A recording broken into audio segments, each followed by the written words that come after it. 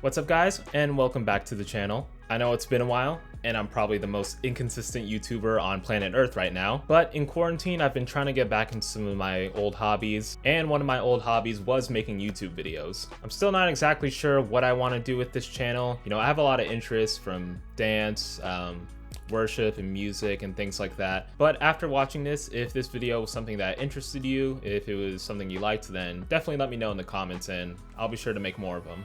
Alright, so for today's video, we're going to be talking about my top 10 favorite worship songs of the year so far. I'm recording this in August, so I know technically the year won't be over for another couple months, but in the meantime, I wanted to share a few songs with you guys that have been really encouraging to me in the midst of this global pandemic and whole lockdown situation we've been in. All of these songs have really ministered to me, and I'm hoping that they'll really encourage you as well. So, with that being said, let's get into the video. Alright, so in no particular order, the first song on my list of top 10 worship songs of this year is going to be The Father's House by Cory Asbury. There's a lot to like about The Father's House. It's got a great chord progression, great vocals throughout the entire thing. Specifically on the part of vocals, I really like the way this song utilizes a choir. You know, a lot of times in Christian music, it seems like choirs are really only reserved for gospel songs or African gospel songs. But it's really cool that in this song, it seems like those two worlds of CCM and gospel really collide, and the final product is awesome. Another interesting thing just narratively about this song is that it almost seems like a continuation of, you know, Cory Asbury's super big hit, Reckless Love. Every Christian on planet Earth has probably heard Reckless Love at this point. Reckless Love has a lot of biblical allusions from Luke 15, which talks about this story of, you know, the shepherd leaving the 99 sheep for the one. But instead of the parable of the lost sheep that Reckless Love talked about, The Father's House talks about the parable of the lost son. All right, now let's give it a little listen.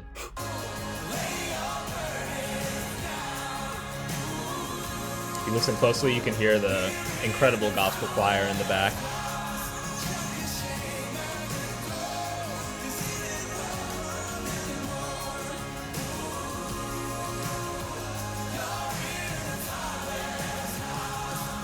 Such a good song. Listen to the whole thing. Alright, next on the list is going to be Heaven's All Around by Life.Church Worship. Interesting story about this song. The way I found it was actually by doing a devotional on the YouVersion Bible app. YouVersion has been doing this really cool thing where they've been highlighting their verse of the day in stories, similar to Instagram or Snapchat. And along with the verse of the day, you'll get all these little nuggets of encouragement to sort of help you think deeper about the verse that you're reading.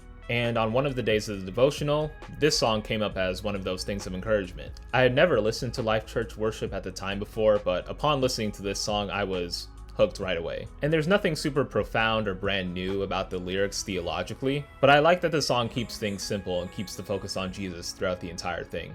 Let's give it a listen. The lead vocalist was also killed it. What seemed like the end was only the start. And I love that line. Heaven's all around, heaven's all around, Jesus is near. I can see it now, I can see it now, your kingdom is here. Next on this list is going to be Rattle by Elevation Worship. Now this song is probably one of the most unique out of every song I have listed today. And in my opinion, it probably has some of the strongest lyrics throughout its verses. It has this very dark, grungy, rock/country kind of vibe going to it, which normally I wouldn't listen to at all, but it really just works in this song. It also paints a picture of the resurrection in a way that I don't think any modern worship song has really done in a long time. My favorite parts have to be the verses in the beginning, just by the way they use the lyrics of the days of the week in a weird way to really just give this grand narrative picture of the resurrection. Let's give those parts a listen and I think you'll see what I mean. It's kind of the rock vibe I was talking about.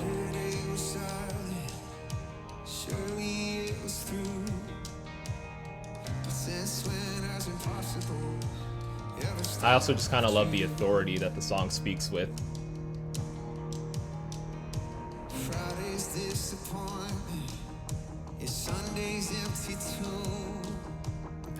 I don't know why that's just so hype. Yeah. Just listen to the whole thing. Another song that might have gone under your radar this year is Christ Be Magnified by Cody Carnes. Now let me just start off by saying, dude, Cody Carnes is an amazing writer. I don't think I've listened to any one of his songs and didn't like them. And this song, Christ Be Magnified, is no exception. I saw an interview somewhere of, how he came to write this song. I think it was on Worship Together. And Cody sort of opened up about how this song was written in response to this growing trend of, notable faith leaders around the world starting to walk away from their faith or lose their faith. And I love the overall message of the song, basically saying that no matter what happens in this life, no matter how many hardships or things we go through, Christ is going to be magnified. I'm not going to walk away in my faith just because things get hard. Favorite part on this song has to be the bridge. The very first line, I won't bow to idols, was just something super powerful for me the first time I heard it. I think sometimes we as Christians, don't think we really have idols in our lives, but this song is sort of calling those out and saying, hey, I'm not going to bow to those. I'm not going to compromise my faith for something temporary, as opposed to Jesus, who gives us eternal satisfaction. Let's go ahead and give the bridge a listen. And here's that first line.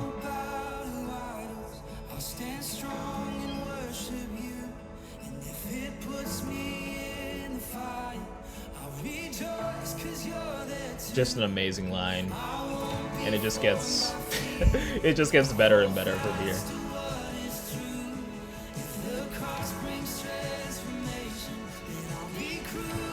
That's a super powerful line. One of my favorite lines in the entire thing. Number 5 is another song that I think you may not have heard of this year, but it's called Land of the Living by Church of the City. This song is by another local church here in Nashville, and I absolutely loved it the first time I heard it. A recurring theme I've been seeing in a lot of modern worship music nowadays is this theme of God's keeping his promises, or God staying true to his promises. And this song is no different. That also gives a hint to some of the songs I'll be talking about later in this video, but definitely my favorite part of this song has to be the breakdown of that final bridge. It's filled with all these huge drum hits and kind of orchestral hits. It's amazing. Let's give it a listen. Last bridge. So throughout this whole part, the bridge has been building the entire song, and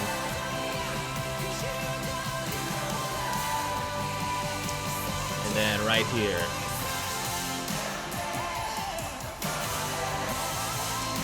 love it, love it.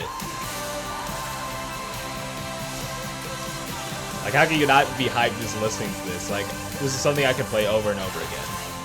Next on the list is definitely one of my favorites. It's Awake My Soul by Hillsong Worship. Now, I think technically this song came out in 2019, not in 2020, but this year, Hillsong Worship released a deluxe album of their Awake album. And in this 2020 version, they released a live version of Awake My Soul, and I absolutely loved it.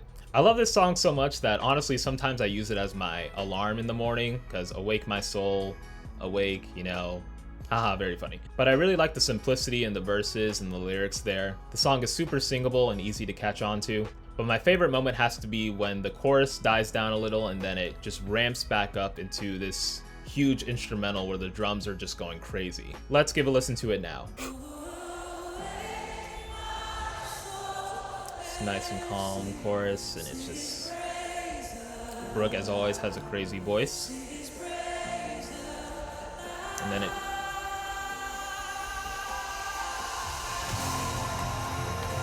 it's just so good. It's so good.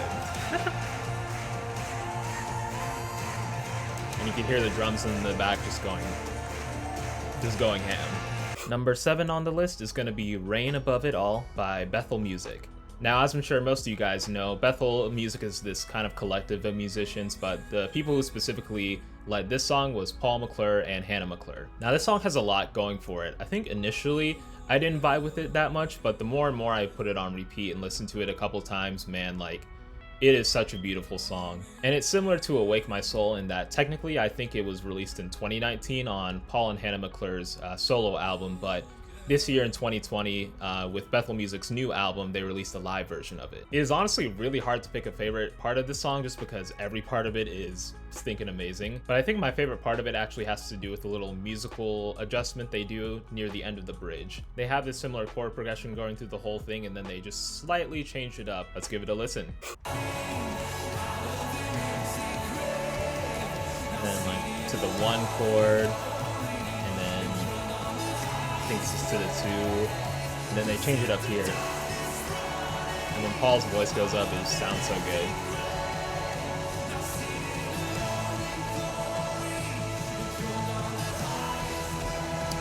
So awesome, so good. Next up on my top 10 worship songs of this year is going to be Lift You High by Housefires. Now, Housefires has already written and released a ton of great music, but when you combine them with Maverick City music as well into one track, like, it's a wrap. It's gonna be a fire song. And for you Maverick City music fans, don't worry, I still have 2 more songs left to go through. But back to Lift You High. This song has a ton of great things going for it. First of all, it's really awesome that almost the entire song comes straight from scripture.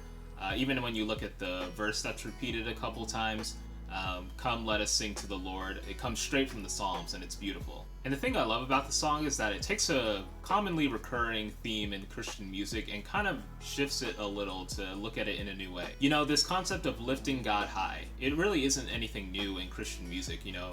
Tons of songs use that same kind of terminology. The concept of exalting or reverencing God or lifting him high usually has to do with things like lifting him high above the earth or lifting him high above the heavens. But I love the way that the lyrics say God is lifted high in our hearts and in our minds. You know, it's one thing to say that Jesus is Lord above the earth, you know, above everyone else around me, but it's a different thing to say that Jesus is Lord and lifted high over my life, in my heart and in my mind. So let's give that chorus a listen.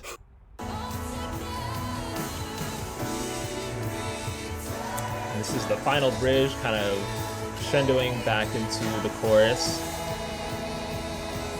The chord structure is really simple and easy to learn as well. Shout out to Lug.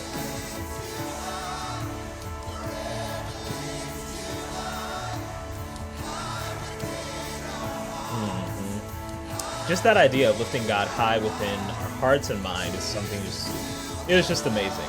Second to last on the list is going to be Lord Send Revival by Hillsong Young and Free. Now, I can't exactly remember when this song was released, but I do remember that it was right around when the pandemic was just kind of getting started. I think I even remember seeing an interview with the writers where they basically said that they released this song early because it was so timely for, you know, the pandemic that we were experiencing. When you listen to the song, it really does sound God-breathed, and that it was really just written for a time such as this. I also love the fact that it has 2 different bridges, you know, that's something not commonly seen in worship music nowadays. There's honestly a lot I could say about the song. Every part, from the verse, the chorus, the bridge, every part of the song is really easy and singable and just beautifully written. Definitely listen to the whole thing in your free time, but let's listen to a little clip of it.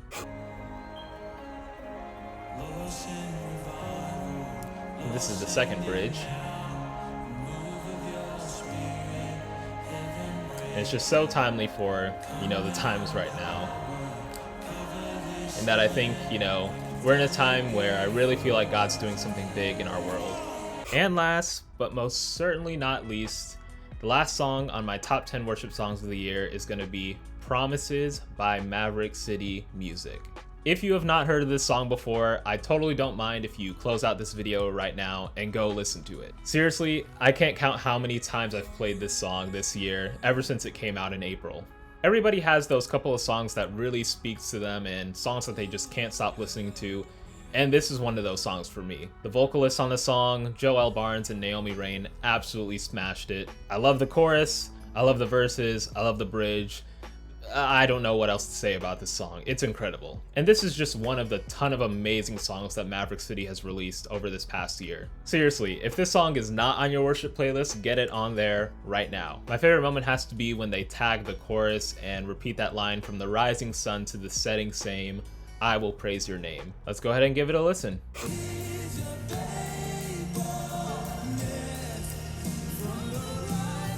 Then they just like, I think I've just replayed this part specifically like 100 times by itself. And then it just keeps going, and I love it. But that's all for today's video. Thank you guys so much for making it to the end and watching the whole thing. If you like this video, definitely leave a like, leave a comment, and let me know if this is something that you'd like to see more of. I think God has been taking the worship music scene to a whole new level this year, and I'm excited to see what other songs God really just breathes into the community in this upcoming year. But that's about it. I'll see you guys next time. All right, bye-bye.